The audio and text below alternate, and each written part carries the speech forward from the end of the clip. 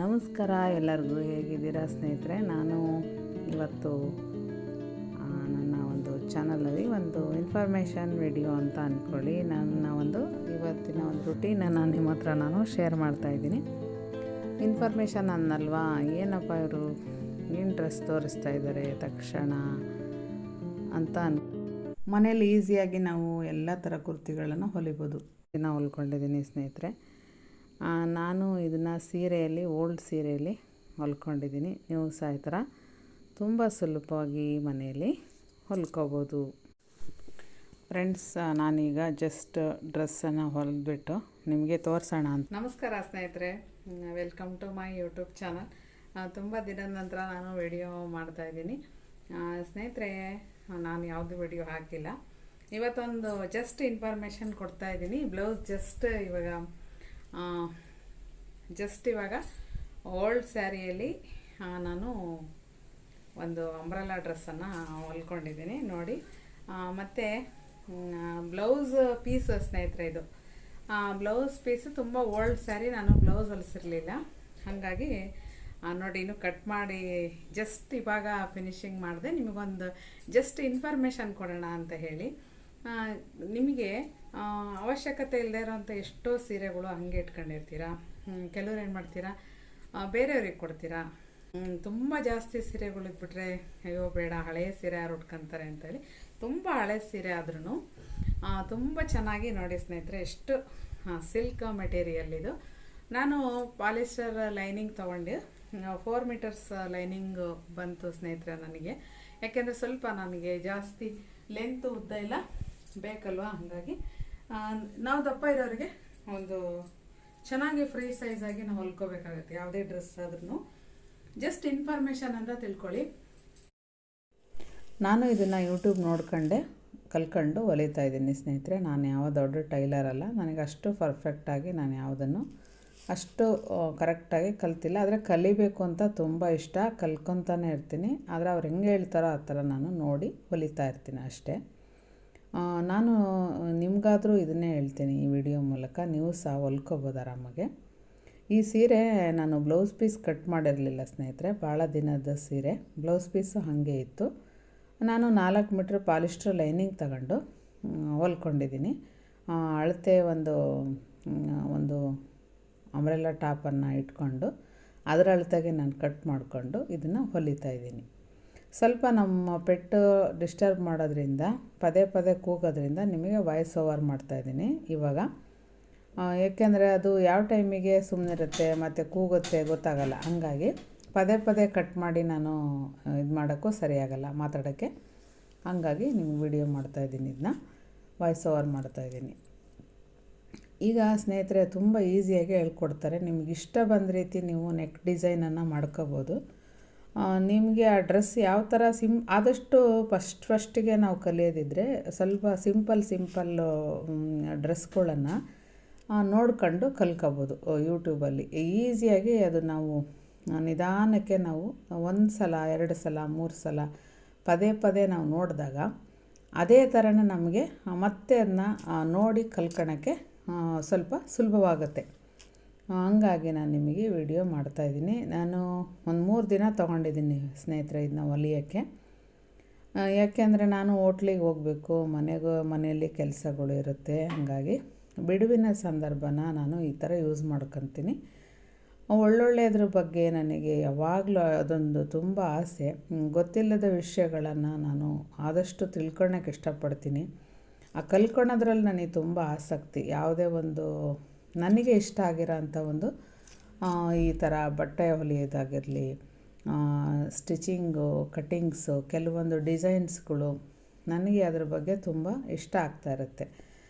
ಸುಮ್ಮನೆ ನಾನು ಬೇರೆ ಯಾರು ಏನು ಹೇಳ್ತಾರೋ ಅವ್ರೇನು ಹೇಳ್ತಾರೋ, ಇನ್ನೊಂದು ದಪ್ಪ ಇದ್ದರೆ ಹಾಕೋಬೇಕಾ, ಕೆಳಗಿದ್ರೆ ಮಾತ್ರ ಹಾಕೋಬೇಕಾ, ತುಂಬ ಸುಂದರವಾಗಿದ್ದರೆ ಹಾಕೋಬೇಕಾ, ಅದೆಲ್ಲ ಇಲ್ಲ. ಎಲ್ಲರೂ ಸಹ ಹಾಕ್ಕೋಬೇಕು, ಚೆನ್ನಾಗಿ ಅವರು ಕಾಣಬೇಕು. ನಮಗೋಸ್ಕರ ನಾವು ಚೆನ್ನಾಗಿ ಕಾಣಬೇಕು, ಬೇರೆಯವ್ರ ಬಗ್ಗೆ ನಾವು ಯೋಚನೆ ಮಾಡಬಾರ್ದು ಸ್ನೇಹಿತರೆ.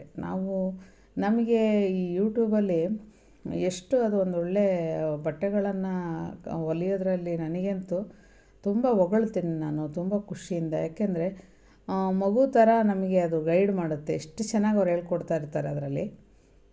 ಯೂಟ್ಯೂಬ್ ನೋಡೋದ್ರಿಂದ ನಮಗೆ ಒಳ್ಳೆಯ ಒಂದು ವಿಷಯಗಳ ಬಗ್ಗೆ ನಾವು ಅದೇ ನಮಗೆ ಒಂದು ಗಾಡ್ ಫಾದರ್ ಆಗಿ ಹೇಳ್ಕೊಡ್ತಾ ಇರುತ್ತೆ ನನಗೆ. ಆಮೇಲೆ ಬೇರೆಯವರಿಗೆ ನಾವು ಕೊಡ್ಬೋದು, ದೊಡ್ಡ ವಿಷಯ ಅಲ್ಲ, ಆನ್ಲೈನಲ್ಲಿ ತರಿಸ್ಕೋಬೋದು ಬಟ್ಟೆನ. ಆದರೆ ನಮ್ಮದೊಂದು ಕ್ರಿಯೇಟಿವಿಟಿ ಇರಲಿ, ನಾವು ನೋಡಿ ಅದನ್ನ ಕಲ್ತ್ಕೊಳ್ಳಿ. ನಾನು ಸ್ನೇಹಿತರೆ ಇದು ನೋಡಿರಿ, ಸಿಂಪಲ್ ಡಿಸೈನ್ ಮಾಡಿದ್ದೀನಿ. ಬೆನ್ನಿಂದೆ ಮತ್ತು ಮುಂಭಾಗ ರೌಂಡ್ ನೆಕ್ಕನ್ನು ಇಟ್ಕೊಂಡಿದ್ದೀನಿ ನಾನು. ಅದನ್ನು ನಿಮಗೆ ತೋರಿಸಿದೆ. ಈಗ ನೋಡಿರಿ, ಇದು ಪಾಲಿಸ್ಟರ್ ಲೈನಿಂಗ್ ಆಗಲೇ ಹೇಳಿದ್ನಲ್ವ, ಅದಕ್ಕೆ ಅದೇ ಕಲರ್ ಲೈನಿಂಗನ್ನು ನಾನು ತಗೊಂಬಂದಿದ್ದೀನಿ. ಪಾಲಿಸ್ಟರ್ ಲೈನಿಂಗ್ ಹಾಕಿದ್ರೆ ಸುಕ್ಕಾಗಲ್ಲ ಡ್ರೆಸ್ಗಳು, ಐರನ್ನೇ ಮಾಡಲೇಬೇಕು ಅಂತಲೂ ಏನಿರಲ್ಲ ಅವು.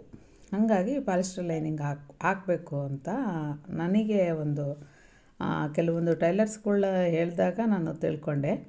ಅದು ನಿಜ ಅಂತಲೂ ಅನ್ನಿಸ್ತು. ಕಾಟನ್ ಹಾಕಿದ್ರೆ ಪದೇ ಪದೇ ನಾವು ಐರನ್ ಮಾಡಲೇಬೇಕಾಗತ್ತೆ. ಹಾಗಾಗಿ ಇದು ಸಿಲ್ಕ್ ಮೆಟೀರಿಯಲು, ಹಾಗಾಗಿ ಇದು ಪಾಲಿಸ್ಟರ್ ಲೈನಿಂಗ್ ಹಾಕಿದ್ದೀನಿ. ಯಾವುದಾದ್ರೂ ಹಾಕ್ಬೋದು ನೀವು, ನಿಮ್ಮ ಇಷ್ಟ. ಯಾವ ಮೆಟೀರಿಯಲ್ ನೀವು ಯೂಸ್ ಮಾಡ್ತಾಯಿದ್ದೀರಾ ಅದರ ಮೇಲೆ ನೀವು ಹೊಲ್ಕೋಬೋದು.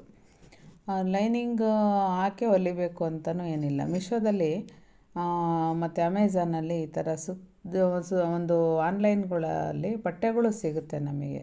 ರಿಯಾನು, ಕಾಟನ್ಗಳು, ಕೆಲವೊಂದು ಜಾರ್ಜೆಟ್ಟು ಮೆಟೀರಿಯಲು, ಕಾಟನ್ ಬಟ್ಟೆಗಳೇ ಸಿಗುತ್ತೆ ರೆಡಿ. ನಾವು ಅದನ್ನು ಹೊಲ್ಕೋಬೋದು. ಇಲ್ಲ ಈ ಥರ ಎಷ್ಟೋ ನಮ್ಮ ಮನೇಲಿ ಹಳೆ ಸೀರೆಗಳು ಎಷ್ಟೋ ಕಂಡಿರುತ್ತೆ. ಯಾರಾದರೂ ಕೊಟ್ಟಿರೋ ಅಂಥದ್ದು, ಗಿಫ್ಟ್ ಬಂದಿರೋ ಅಂಥ ಸೀರೆಗಳಿರುತ್ತೆ.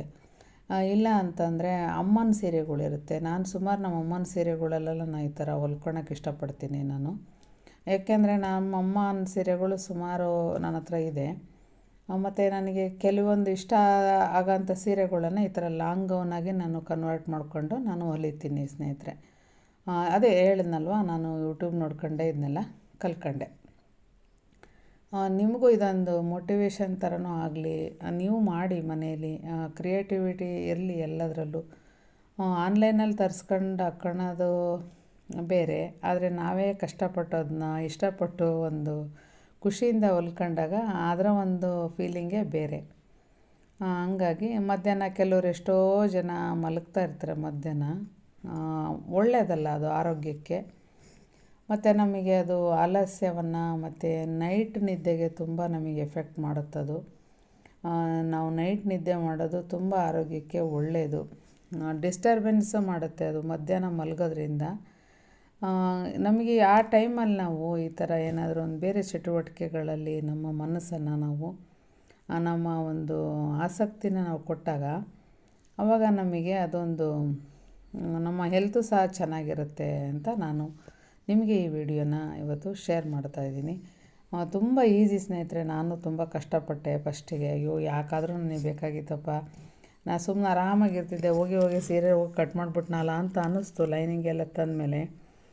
ಮತ್ತು 1, 2, 3 ಈ ಥರ ಯಾವಾಗ ಹೊಲಿದೆ ಸ್ನೇಹಿತರೆ ತುಂಬ ಖುಷಿಯಾಯಿತು. ಈಗಂತೂ ನನಗೆ ನಾನೇ ಹೊಲ್ಕೊಂಡು ನಾನೇ ಹಾಕ್ಕೋಬೇಕಂತ ಅನಿಸುತ್ತೆ.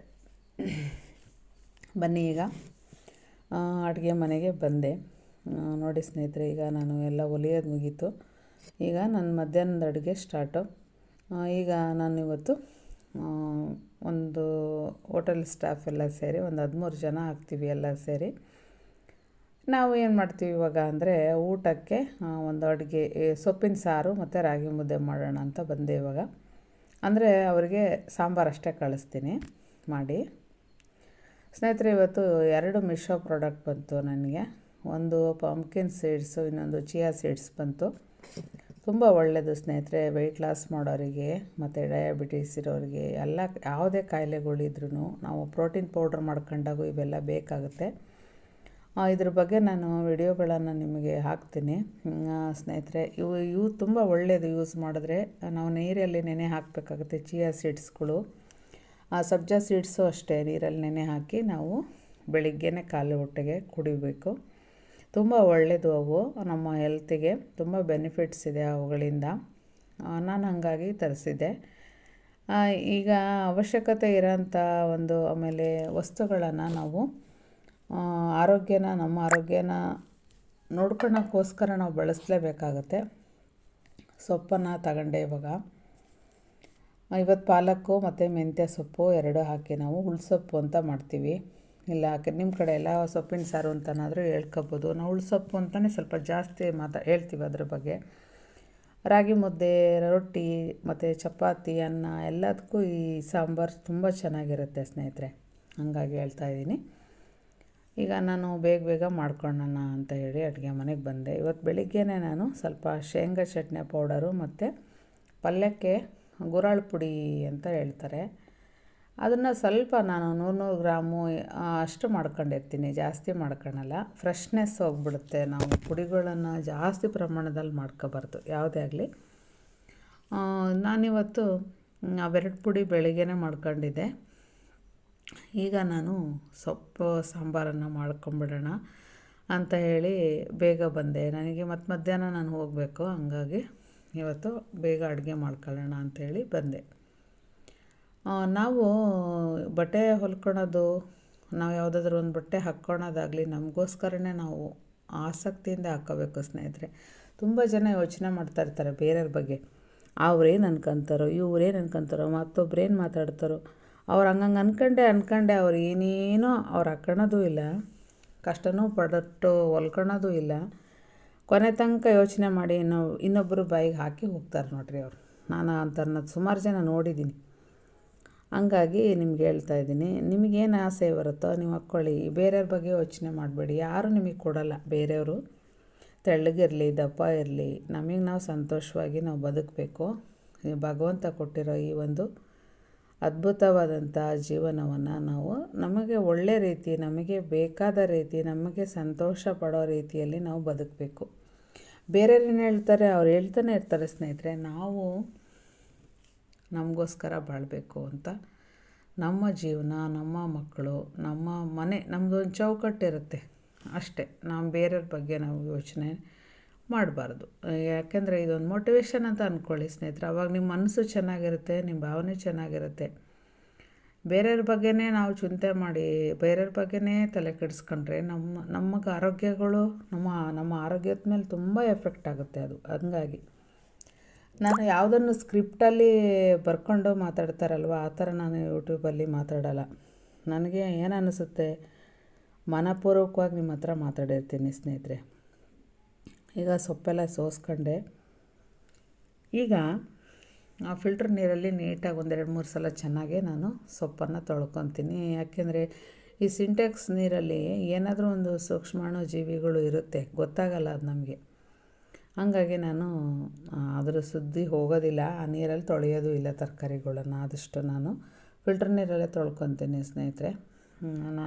ಯಾಕೆಂದರೆ ನಮ್ಮ ಆರೋಗ್ಯಕ್ಕೆ ನಾವು ಚೆನ್ನಾಗಿ ಅಡುಗೆ ಮಾಡಿಕೊಂಡು ಊಟ ಮಾಡಬೇಕಾಗತ್ತೆ. ಒಂದು ಸಾರನ್ನು ಮಾಡ್ಕೊಳ್ಳಿ, ಒಂದು ತಿಂಡಿ ಮಾಡ್ಕೊಳ್ಳಿ, ಎಲ್ಲ ನೀಟಾಗಿ ನಾವು ತರಕಾರಿಗಳನ್ನು ಸ್ವಚ್ಛವಾಗಿ ನಾವು ತೊಳಿಬೇಕು.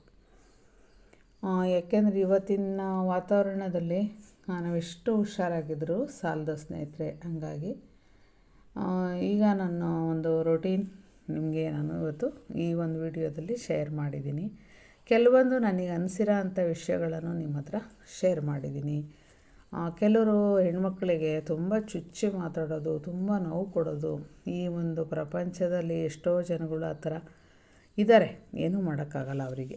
ನಮಗೆ ಎಷ್ಟು ಸಂತೋಷ ಸಿಗುತ್ತೋ ಆ ಥರ ಖುಷಿಯಿಂದ ನಮಗೆ ಇಷ್ಟ ಆಗೋ ಒಂದು ಕೆಲಸದ ರೂಪದಲ್ಲಿ ನಾವು ನಮ್ಮ ಒಂದು ಭಗವಂತನ ಧ್ಯಾನ ಆಗಿರ್ಬೋದು, ಪೂಜೆ ಆಗಿರ್ಬೋದು, ಭಜನೆ ಆಗಿರ್ಬೋದು, ಹೀಗೆ ನಾವು ಏನಾದರೂ ಒಂದು ಮಾಡೋವಂಥ ಕೆಲಸಗಳಲ್ಲಿ ಸಂತೋಷವನ್ನು ಕಾಣ್ತೀವಿ.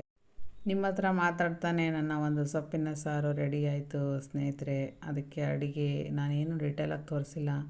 ರಾಗಿ ಮುದ್ದೆ ವಿಡಿಯೋನೂ ತೋರಿಸಿದ್ದೀನಿ, ಸೊಪ್ಪಿನ ಸಾರು ವಿಡಿಯೋನೂ ತೋರಿಸಿದ್ದೀನಿ ನಾನು. ಹಂಗಾಗಿ ಮತ್ತು ತುಂಬ ಒಂದು ಮನೆಯಲ್ಲಿ ಈ ಥರ ಆರೋಗ್ಯಯುತವಾದಂಥ ಅಡುಗೆಗಳನ್ನು ಮಾಡಿಕೊಂಡು ಊಟ ಮಾಡೋದ್ರಿಂದ ನಮ್ಮ ಆರೋಗ್ಯನೂ ಚೆನ್ನಾಗಿರುತ್ತೆ. ಜೊತೆಗೆ ನಿಂಬೆಕಾಯಿ ಉಪ್ಪಿನಕಾಯಿನೂ ಹಾಕ್ಕೊತಾ ಇದ್ದೀನಿ ಇವಾಗ ನಾನು. ಈಗ ನಂದು ಎಲ್ಲ ಕೆಲಸ ಮುಗೀತು. ಈಗ ಸ್ವಲ್ಪ ಹಾಲನ್ನು ಕಾಯಕ್ಕಿಟ್ಟಿದ್ದೆ ನಾನು. ಹಾಲು ಕಾಯಿಸ್ಬಿಟ್ಟು ನಾನೀಗ ಹೋಗೋಣ, ಟೈಮ್ ಆಯಿತು ಅಂತ ಹೇಳಿ. ನೋಡಿ ಸ್ನೇಹಿತರೆ, ಈಗ ಇಟ್ಟು ಬಂದಿದೆ, ಬೇಗ ಹಾಲು ಹೋಗ್ಬಿಡ್ತು. ಈಗ ನಾನು ಸಂಜೆ ಕಾಯಿಸೋಕ್ಕೆ ನಾನು ಇರಲ್ಲ ಸ್ನೇಹಿತರೆ, ಟೈಮಿಂಗ್ಸ್ ಇರಲ್ಲ, ಹಾಲು ಒಡೆದೋಗ್ಬಿಡುತ್ತೆ. ಹಾಗಾಗಿ ಈಗ ಹೊರಟಿದ್ದೀನಿ ನಾನು ಹೋಟೆಲಿಗೆ. ನಿಮಗೆ ಈ ವಿಡಿಯೋ ಇಷ್ಟವಾಯಿತು ಅಂತ ನನ್ನ ಭಾವನೆ. ಹೊಸಬ್ರು ಯಾರಾದರೂ ಬಂದಿದ್ದರೆ ನನ್ನ ಯೂಟ್ಯೂಬ್ ಚಾನಲ್ಗೆ ಲೈಕ್ ಸಬ್ಸ್ಕ್ರೈಬನ್ನು ಮಾಡಿ. ಯಾರಾದರೂ ನಿಮಗೇನಾದರೂ ಹೇಳಬೇಕು ಅನಿಸಿದ್ರೆ ಕಾಮೆಂಟ್ ರೂಪದಲ್ಲಿ ಹೇಳಿ ಸ್ನೇಹಿತರೆ. ವಿಡಿಯೋ ನೋಡಿದ್ದಕ್ಕೆ ತುಂಬ ಹೃದಯದ ಧನ್ಯವಾದಗಳು. ಸಿಗೋಣ ನೆಕ್ಸ್ಟ್ ವಿಡಿಯೋದಲ್ಲಿ.